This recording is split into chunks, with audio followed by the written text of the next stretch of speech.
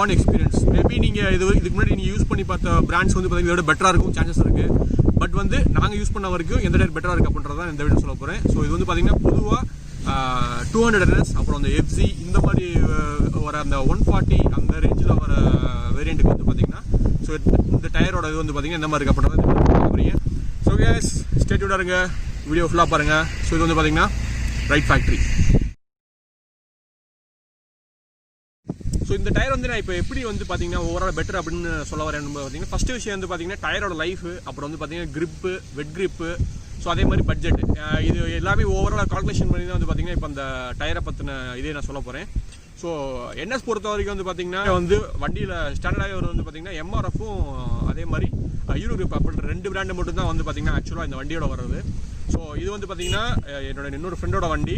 என்னோட வண்டி வந்து பார்த்தீங்கன்னா வரும்போது யூரோ கிரிப்போட வந்துச்சு. இந்த வண்டி வந்து பார்த்தீங்கன்னா MRF ஜாப்பர் Z அந்த சீரிஸோட வந்துச்சு.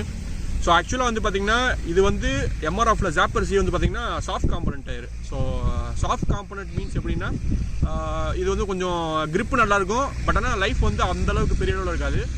யூரோ கிரிப் பொறுத்த வரைக்கும் வந்து பார்த்தீங்கன்னா என்னோட வண்டி வந்து 23 வரைக்கும் நான் கிளாக் பண்ணேன், அதாவது 23,000 கிலோமீட்டர் வரைக்கும் கிளாக் பண்ணியிருக்கேன். வண்டியோட ஓவரால் அந்த டயரோட லைஃப் வந்து பார்த்தீங்கன்னா ஃப்ரண்ட் அண்ட் பேக் எல்லாமே சேர்த்து. ஸோ MRF Z இந்த வண்டிக்கு யூஸ் பண்ணும்போது வந்து பார்த்தீங்கன்னா இது வந்து இதுக்கு செகண்ட் செட்டு, என்னோட வண்டிக்கு அது தேர்ட் செட்டு. இந்த வண்டிக்கு ஜாப்பர் C வந்து MRF-ல வந்துச்சு. ஸோ அந்த டயர் வந்து பார்த்தீங்கன்னா ஆக்சுவலாக ஒரு 18,000 19,000 கிலோமீட்டர் தான் ஓடிச்சு, கிட்டத்தட்ட ஒரு 4,000 கிலோமீட்டர் டிஃப்ரென்ஸு. ஏன்னா வந்து பார்த்தீங்கன்னா சாஃப்ட் காம்பனண்ட் வந்து பார்த்தீங்கன்னா பெரிய அளவில் வந்து டயரோட லைஃப் வந்து இருக்காது. ஸோ ஹார்ட் காம்பனண்ட் வந்து பார்த்தீங்கன்னா நல்ல லைஃப் இருக்கும். ஆனால் வெட் கிரிப்பு, கார்னரிங் கண்ட்ரோல் வந்து பார்த்தீங்கன்னா சாஃப்ட் காம்பனண்ட்டை விட கொஞ்சம் கம்மியாக தான் இருக்கும். ஸோ இதுதான் வந்து பார்த்தீங்கன்னா இந்த ரெண்டுக்குமே உள்ள ஒரு மேஜரான வித்தியாசம்னு சொல்லலாம். ஸோ இந்த விஷயங்கள் வந்து பார்த்தீங்கன்னா ப்ரைஸ் அதே மாதிரி. ஸோ இப்போ உதாரணத்துக்கு இப்போ யூரோ கிரிப்பு MRF வந்து பார்த்தீங்கன்னா நான் செகண்ட் செட்டு போடும்போது வந்து பார்த்தீங்கன்னா கிட்டத்தட்ட ப்ரைஸ் வந்து அரௌண்ட் ஒரு 5,500 கிட்டத்தட்ட வந்துச்சு, ஏன்னா ஃப்ரண்ட் அண்ட் பேக் ரெண்டுமே சேர்த்து. ஸோ நான் இந்த வண்டியில் Z போட்டு நல்லா இருக்கு அப்படின்னு சொல்லி நான் என்னோட வண்டிக்கு வாங்கி போட்டேன்.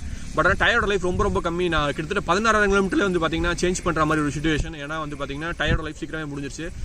மேக்ஸிமம் ரைட் போகிற நம்மளுக்கு வந்து பார்த்தீங்கன்னா இந்த கார்னரிங் இந்த மாதிரி விஷயங்கள்லாம் பெரிய அளவில் வந்து நம்மளுக்கு தேவைப்படாது.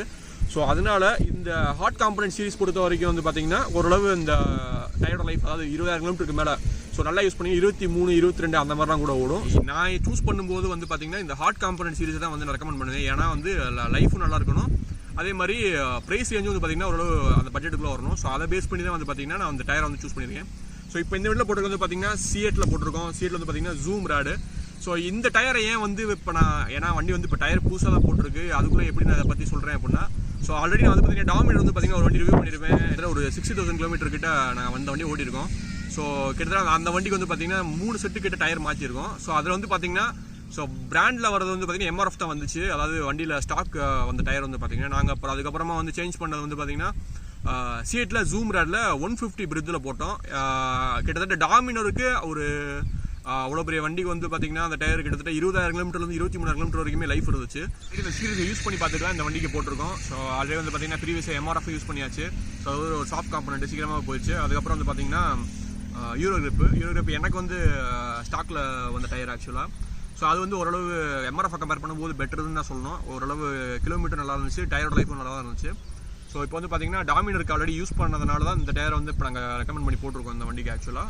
ஸோ இந்த டயர் வந்து பார்த்தீங்கன்னா இப்போ நாங்கள் ரைட் பண்ண வரைக்கும் ஓரளவு கார்னர் கிரிப் நல்லாயிருக்கு, அதே மாதிரி வெட் கிரிப்பும் ஓகே தான். ஸோ அதே மாதிரி வந்து ஒரு ஹார்ட் காம்பனன்ட் டயரு எனக்கு தெரிஞ்சு இந்த வண்டி பார்த்தீங்கன்னா மேக்ஸிமம் 20-22 அந்த ரேஞ்ச் வரைக்கும் வந்து பார்த்தீங்கன்னா கிளாக் பண்ணலாம் அந்த டயர் வச்சுட்டு. ஸோ இது எதுக்காண்டி இந்த வண்டிக்கு இந்த டயர் வந்து ரெக்கமெண்ட் பண்ணுறோம் இதுதான். அதே மாதிரி பட்ஜெட் வந்து பார்த்தீங்கன்னா அரௌண்ட் 4,500 வந்து பார்த்தீங்கன்னா ஃப்ரண்ட் அண்ட் பேக் முடிஞ்சிருது.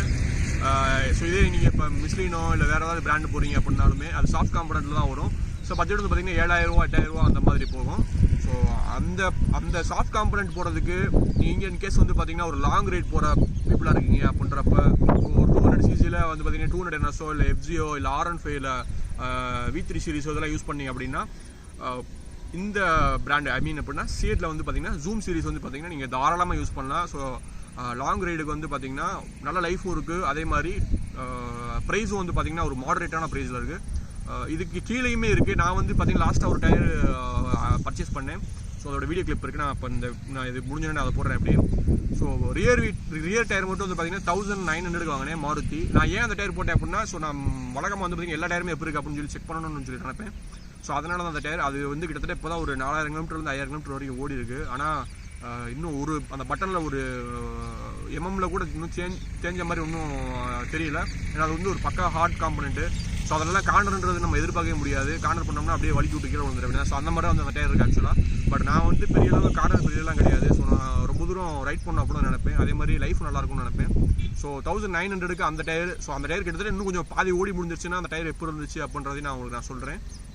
ஸோ இதுதான் வந்து பார்த்தீங்கன்னா ஓவராலாக நாங்கள் ஆல்ரெடி யூஸ் பண்ணி எங்களுக்கு கிடைச்ச ரிசல்ட்ஸ் ஆக்சுவலாக. ஐ மீன் அந்த 3 பிராண்ட்லேயுமே. ஸோ இன்கேஸ் அப்போலோவில் இதோட நல்ல டயர் இருக்கலாம், நீங்கள் யூஸ் பண்ணி பார்த்த வரைக்கும் மேபி உங்களுக்கு அது வந்து நல்ல டயர் தெரிஞ்சிருக்கலாம். ஸோ அந்த மாதிரி இருந்துச்சுன்னா நீங்கள் அதையுமே சொல்லுங்கள். இந்த ஐ மீன் எப்படின்னா 130 இல்லை 140 17 ரேடியஸில் வந்து பார்த்தீங்கன்னா இந்த மாடலில் வர சீரிஸில் வந்து பார்த்தீங்கன்னா இன்கேஸ் வேறு ஏதாவது பெட்டரான பிராண்ட் உங்களுக்கு தெரிஞ்சுன்னா நீங்கள் பண்ணுங்கள். ஐ மீன் மிஸ்லின் அந்த மாதிரி சாஃப்ட் காம்பனெண்ட் தவிர்த்து ஹார்ட் காம்பனெண்ட் டிம்சன் அப்படி இப்படின்னு சொல்லிட்டு நிறைய பிராண்ட் இருக்குது. ஸோ இது வந்து பார்த்தீங்கன்னா நாங்கள் பார்த்ததில் ஓரளவு இந்த டயர் வந்து பெஸ்ட்டு அப்படின்றது வந்து பார்த்தீங்கன்னா என்னோட ஒரு ஒப்பீனியன். ஸோ இன்கேஸ் நீங்கள் இந்த டயரை சியட்டில் ஜூம் ரேட் போகிறீங்க அப்படின்னா வந்து பார்த்தீங்கன்னா கண்டிப்பாக ஒரு நல்ல சாய்ஸாக இருக்கும் அப்படின்றத என்னோட ஒரு ஆப்ஷன். சரி ஓகே கைஸ், அதே மாதிரி இன்னொரு விஷயம், இந்த டயர் வந்து பார்த்தீங்கன்னா எப்படி மெஷர்மெண்ட் பண்ணணும் அப்படின்றதையும் நான் உங்களுக்கு காட்டுறேன். இப்போ எப்படி டயர் சூஸ் பண்ணுறது அப்படின்னா இதில் அந்த 140 அப்படின்னு சொல்லி போட்டிருப்பாங்க. 140ன்றது வேறு ஒன்றுமே இல்லை, டயரோட வித்து. இந்த கார்னர்ல இருந்து இந்த கார்னரில் இருக்க வித்து தான் வந்து பார்த்தீங்கன்னா 140. ஸோ 130ன்றப்ப அது இன்னும் கொஞ்சம் ஒரு இந்த அளவுக்கு கம்மியாக இருக்கும். அப்புறம் அந்த 120 இன்னும் கொஞ்சம் கம்மியாக இருக்கும். 150 அதுலேருந்து இன்னும் கொஞ்சம் ஒரு தூரம் கூட இருக்கும். ஸோ இதுதான் வந்து பார்த்தீங்கன்னா இந்த கால்குலேஷன். அந்த டயரோட வித்து தான் வந்து பார்த்தீங்கன்னா அந்த 140 150 வந்து மென்ஷன் பண்ணுவாங்க. ஸோ இப்போ வந்து பார்த்தீங்கன்னா வித்து பார்த்தோம். இது வந்து பார்த்தீங்கன்னா ஆக்சுவலாக அஸ்பெக்ட் ரேஷியோ அந்த 140 சொல்லி ஒன்று ஒரு பார் போட்டுட்டு வந்து பார்த்தீங்கன்னா 60-70 சொல்லி வரும். அதுதான் இந்த சைஸு. இந்த கார்னர்ல இருந்து அந்த ரிமோட் எட்ஜ் வரைக்கும் இருக்குது வந்து பார்த்தீங்கன்னா அந்த அஸ்பெக்ட் ரேஷியோ. ஸோ இதுதான் வந்து பார்த்தீங்கன்னா 60-70 அப்படின்ற மாதிரி மென்ஷன் பண்ணியிருப்பாங்க. 70 அப்படின்ற மாதிரி கூடுச்சுன்னா அது வந்து பார்த்தீங்கன்னா கார்னர் பண்ண முடியாது. ஸோ இது அஸ்பெக்ட் ரேஷியோ எவ்வளோ கம்மியாக இருக்கும், ஸோ அவ்வளோ வந்து பார்த்தீங்கன்னா உங்களுக்கு கார்னர்ஸ் போடணும் நல்லாயிருக்கும். ஸோ அதுக்கு கடைசி 17, 16, 18 போட்டிருப்பாங்க. அதுதான் வந்து பார்த்தீங்கன்னா ரிம்மோட சைஸ். ஆக்சுவலாக இந்த ரிம்முக்கு ஃபிட் ஆகிறதா வந்து பார்த்தீங்கன்னா இந்த 16, 17, 18ன்ற அந்த இது. ஸோ இதுதான் வந்து பார்த்தீங்கன்னா ஓவரால் ஒரு டயர் வந்து மெஷர்மெண்ட் பண்ணுறதுக்கு உண்டான சைஸு. வந்து பார்த்தீங்கன்னா ஒரு அடிஷனல் இன்ஃபர்மேஷன் என்னன்னா, ஸோ டயர் வாங்கும்போது வந்து பார்த்தீங்கன்னா ஆக்சுவலாக எப்போ மேனுஃபேக்சரிங் பண்ணாங்க அப்படின்றது நிறைய பேருக்கு தெரியாது. ஸோ அந்த விஷயத்தை வந்து சொல்ல போகிறேன் ஆக்சுவலாக. ஸோ இந்த இடத்துல வந்து பார்த்தீங்கன்னா இந்த இது மென்ஷன் பண்ணியிருப்பாங்க. ஐ மீன் எப்படின்னா வண்டியோட ஆக்சுவலாக நான் சொன்ன இந்த பிரெட்டு அதே மாதிரி ரேடியஸ் இதெல்லாம் மென்ஷன் பண்ணியிருப்பாங்க. இது வந்து பார்த்தீங்கன்னா மேனுஃபேக்சரிங் யூனிட்டோட கோடு. ஸோ இது வந்து எந்த பிரான்ச்சில் மேனுஃபேக்சரிங் பண்ணியிருக்காங்க, ஐ மீன் எந்த பிரான்ச்சில் பண்ணியிருக்காங்க அப்படின்றத வந்து பார்த்தீங்கன்னா இந்த நம்பரை வச்சு ஈஸியாக கண்டுபிடிச்சிடலாம். ஸோ இங்கே வந்து பார்த்தீங்கன்னா ஒரு விஷயம் இருக்கும். இதுதான் வந்து பார்த்தீங்கன்னா மேனுஃபேக்சரிங் கோட் ஆக்சுவலாக. ஸோ இந்த 11-20ன்றது வந்து பார்த்தீங்கன்னா இந்த 11ன்றது வந்து பார்த்தீங்கன்னா ஆக்சுவலாக டேட்டோ மந்த்தோ கிடையாது. இது வந்து வீக்ஸ். அதாவது இப்போ உதாரணத்துக்கு 11 வீக் அப்படின்னா வருஷத்துக்கு 11வது வீக்னா 3வது மாதம். ஸோ 3rd மந்த் வந்து பார்த்தீங்கன்னா இந்த டயர் மேனுஃபேக்சரிங் பண்ணியிருக்காங்க. இந்த 20ன்றது இயர். இதுதான் வந்து பார்த்தீங்கன்னா இந்த டயர் வந்து மேனுஃபேக்சரிங் பண்ண ஆக்சுவலாக மந்த் 3வது மாதம் 2020 வருஷம் வந்து பார்த்தீங்கன்னா டயர் மேனுஃபேக்சரிங் பண்ணியிருக்காங்க. ஸோ இப்படி பார்த்தா கண்டுபிடிக்கும். நீங்கள் வந்து இது வந்து 1வது மாதம் இல்லைன்னா 1ஆம் தேதி அப்படின்ற மாதிரி கன்ஃபியூஸ் பண்ணிக்காதீங்க. இந்த 11ன்றது வந்து பார்த்தீங்கன்னா ஃபஸ்ட்டு 2 டிஜிட் வந்து பார்த்தீங்கன்னா எத்தனாவது வீக் அப்படின்றது வந்து பார்த்தீங்கன்னா மென்ஷன் பண்ணியிருப்பாங்க. ஸோ அதுக்கு எடுத்துருக்க அந்த ரெண்டுமே வந்து பார்த்தீங்கன்னா இயர். அந்த இப்போ 2020 அப்படின்னா கடைசி 20 அப்படின்றத போட்டிருப்பாங்க. 19னா 19 வரும்.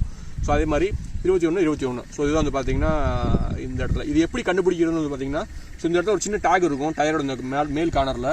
ஸோ நீங்கள் ரொட்டேட் பண்ணிங்கன்னா ஆட்டோமேட்டிக்காக இந்த இடத்துல ஒரு ட்ரையாங்கிள் ஷேப்பில் இருக்கும். இந்த ட்ரையாங்கிள் ஷேப்பை பார்த்தீங்கன்னா ஆட்டோமேட்டிக்காக நீங்கள் கண்டுபிடிச்சல இந்த இதுக்கு கீழே இருக்கிறதா மேனுஃபேக்சரிங் அந்த இதோட பேட்ஜ் இங்கே குதிச்சிருப்பாங்க.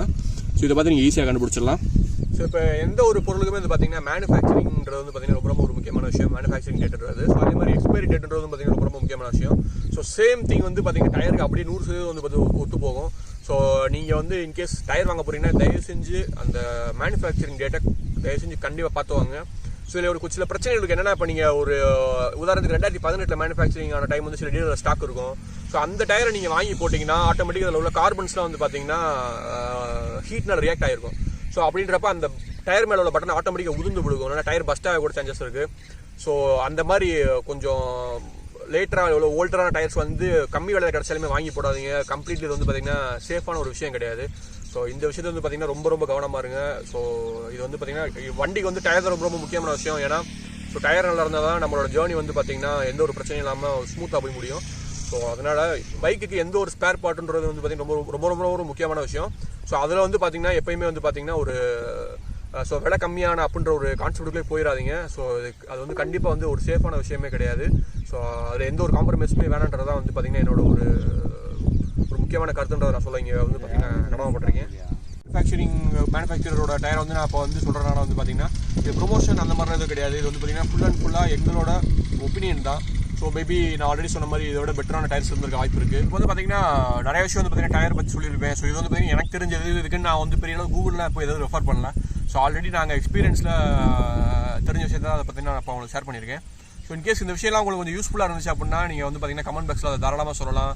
ஸோ அப்போ தான் நம்ம நெக்ஸ்ட்டு ஏதாவது ஒரு வீடியோ பண்ணுறது அது கொஞ்சம் எனர்ஜெட்டிக்காக பூஸ்ட் பண்ணணும் கொஞ்சம் நம்மளை. ஸோ இதுதான் வந்து பார்த்திங்கன்னா ஓவரால் விஷயம் காய்ச்சி வேறு ஒன்றுமே கிடையாது.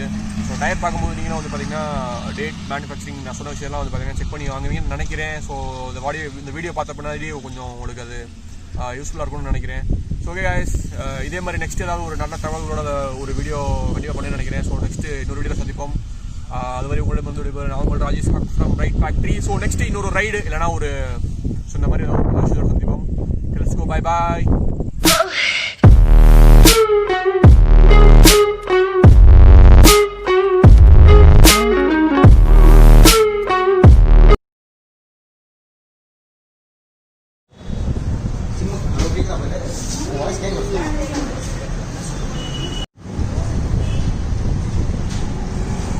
இது மாருதி, இது மிஷ்லின்.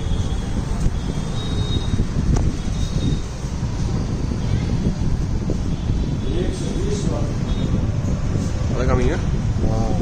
மாருதி டயரா இப்போதான் நான் முதல்ல கேள்விப்படுறேன். Made in India. நைலான் தானா? Nylon tyre Maxima ZP. சரி, ஓகே. நான் மாருதி எங்கேயுமே மென்ஷன் பண்ணலாம். இருக்கு மேக்ஸிமா.